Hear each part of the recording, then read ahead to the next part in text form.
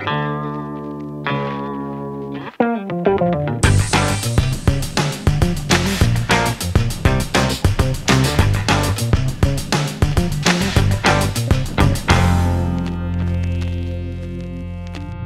changed the core classes first and then made these electives after you got the curriculum to change in the regular classes.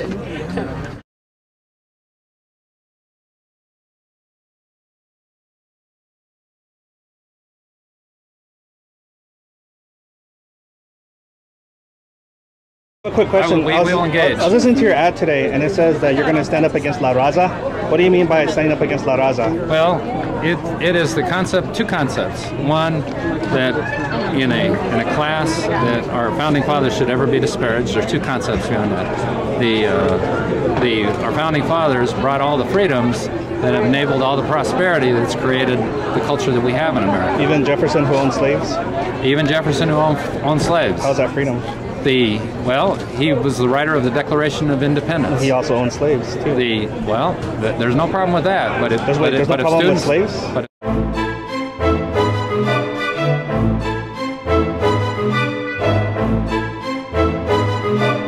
That's come out of that. It's a desire for the melting pot to come back to America. Should AP European history be canceled because that's ethnic studies? Some of those decisions are local decisions. I'd have to think about that one a little bit. So Raza studies, Chicano history, Indian American history is bad, but the European history is okay. I mean, that doesn't even say European American history, it says European history. You can get AP credit for that. What are your stance on that? My belief is that we need to celebrate the melting pot. There are many hugely genuine Hispanic American heroes. I absolutely want to make them a part of the culture of education, and that should be. There's all kinds of ways you can solve this in a positive way. Can you name 5 Mexican Americans? Can you name 5? Can you name 5 Mexican American historical figures? You know, but look at. I can name a lot of Mexican historical figures.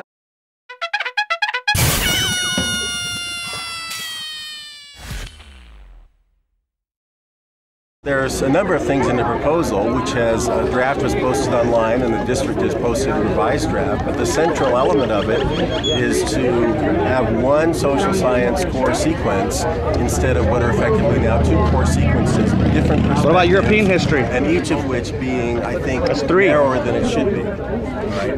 And the common question was just asked about European history, if maybe that's something we need to look into. Why haven't you? The arguments. Well, there are many things in the district that we need. Well, it's true. Well, if you want to make one class for everyone, why haven't you focused on European history? I have a question. I think in the end, that's part of what we have to focus on. We have to focus on the whole picture, and if there's a problem with that course, then we need to address that too. Have you talked to Huppethal about it? So is AP European history ethnic studies or no? Well, it's not American. It's not European American. It's European history. Yeah. What would you say? Well, what's your personal thoughts? Is that ethnic or not? I'm gonna. Can I introduce him to someone? Yeah. You probably hadn't taken enough crack at it. It's only for the social science and government courses. But that doesn't give them a grade and credit to graduate with that. That's just an election. It gives them credit in the sense that any elective gives you credit, but it does not allow them to substitute that course if the board adopts this for the standard government and history core courses. Why is AP European history allowed but not Mexican American history? Well, I think maybe we need to look at that. I think there are a lot. Why haven't you looked at that? Well,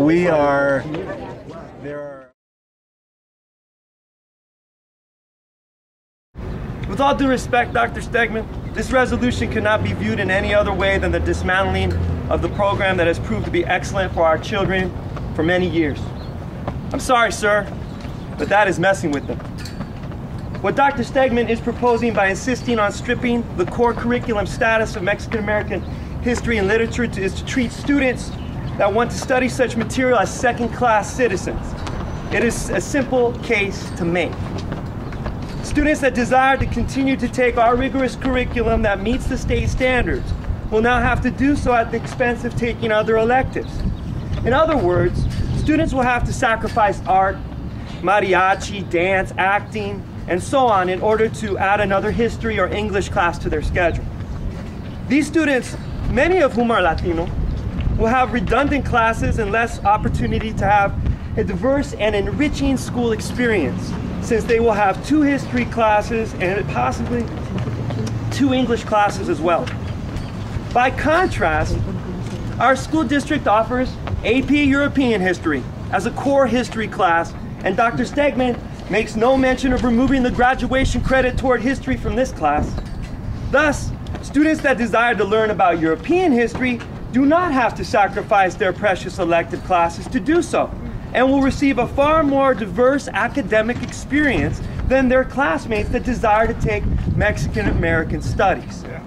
Why should one student be allowed to take a course about the history of one set of people and be free to enhance their academic experience with whatever electives they choose, and yet another student not be allowed to do the same?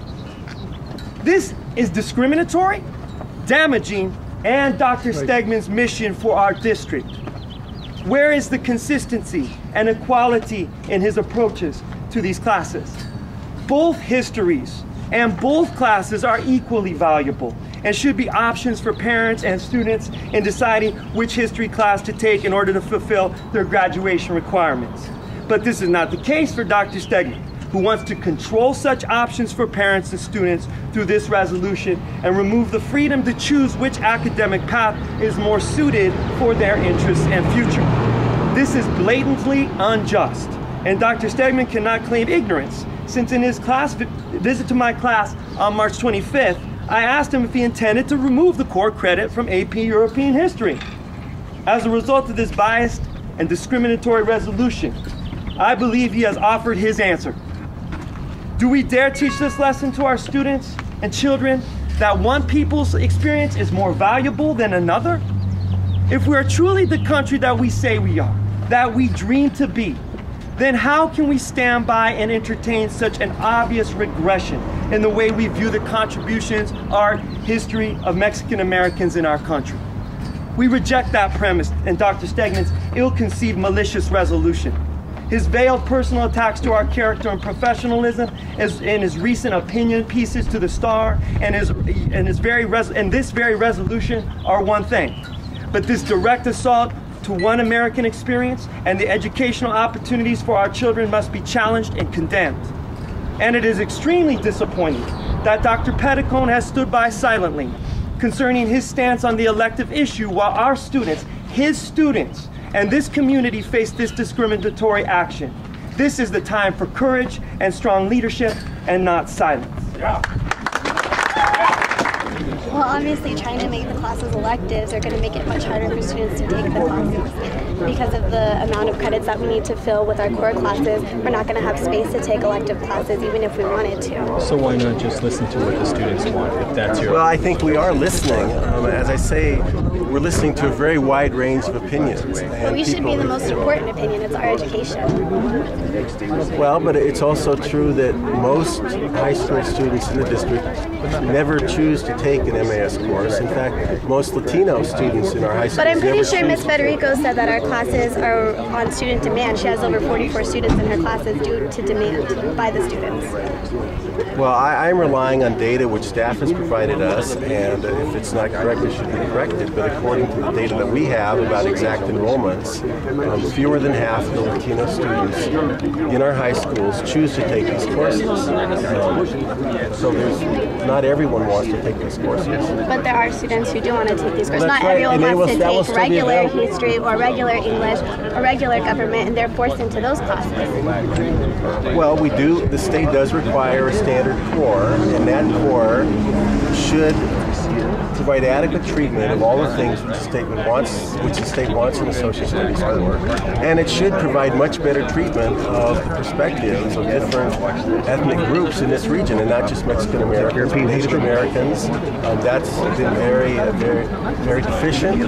But our classes do cover the core credits, and bringing in auditors to see if this is true doesn't really suffice, and those auditors work for the state who are trying to dismantle the program. So obviously they're finding findings are going to be biased. And not only that, but I've talked to auditors, and they had a sit-down conversation with students. It was supposed to be 5 students that were in the Mexican American Studies program and 5 who weren't. And there was only 4 of us that were in the actually there was only 3 of us who were in the program. So from that evidence alone, the auditors aren't doing their job properly, and I don't feel like their findings are going to be unbiased. I feel like it is going to be biased, and I just think that we should, when you have other states around the nation praising your teachers in your district, you should be doing the same thing, not trying to change the classes, not trying to make the classes elective. You should be praising them for the job that they're doing already.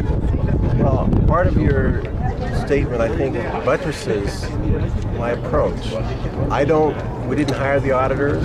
I don't necessarily have any confidence in what they're going to find. I don't have any confidence in what the state's going to recommend on the basis of those findings. So why not just wait until the audit is completed before you propose your resolution? Because I would rather do something that I think actually does make sense for the program and will improve teaching, rather than waiting for the state to come in and make demands with a very powerful threat, which then will probably force the board to capitulate. I think we are in a stronger bargaining position. We're in a stronger bargaining position if we take some action that we think makes sense now, and then we can say the state should let us pursue this avenue for several years. But why do you think she believes that you're trying to kill the program altogether? She's a student. Yes. Why does she believe that your motive is to end the program altogether? Well, I think that she's the best one to answer that question. Why do you believe that he wants to end the program altogether when he's telling you that he's trying to preserve the program? Because that's not true. If you're trying to preserve something, you keep it the way that it is and you don't change it. And to compromise with a guy who doesn't know what his stance is, to try to compromise with what he thinks Huppethal wants, that isn't a very good move either. That's not what I'm doing. You said you don't know what Huppethal's stance is, and you think that this is the best way to compromise with what he wants before you find out. No, what I said is not this is the best way to compromise. I said this is a way to do something that I think makes sense for the district. I mean, reasonable people may disagree about that, but I think that this reform makes sense for the district, and I would rather have done this, and then whatever he wants, be able to say, this is how we think we can move forward and improve student achievement. So it's not a compromise with any position, and we don't know what his position is. This is something that's homegrown, which I believe in, which other members of the board may or may not believe in. But Huppethal ran his campaign on the promise that he would end ethnic studies. So how is it that you're not quite aware of his stance on wanting to end this program? Oh, I know what he said during the campaign, but I think it's relevant that he has said nothing of like that since he came into office. So you're saying he changed his mind? No, I'm not. What research have you done? What evidence can you point to that says that making them elect is the optimal plan? I think it's better to have, instead of 2 core sequences, 3, each of which... European history. Well, that's not a sequence, that's a course. But maybe there's 3, maybe there's... I mean, have you done research that shows that if it's an elective class, the students will do better than if it's in a core class? Well, since that isn't the world that we're in, I don't know how we can... But you can. You're the board president. You can issue a research to see, is this the best plan to take? And then based on that evidence, you can say the research showed that making an elective is better for Mexican American students. Well, it's true, but it's hard to You're the president. have evidence. Well, get the evidence. Well, it is true that in some cases presidents make up evidence, but I don't want to make up evidence. We can't have evidence about the success. So you're making a non-evidence-based decision. Well, you can't provide evidence on something you haven't done yet. So.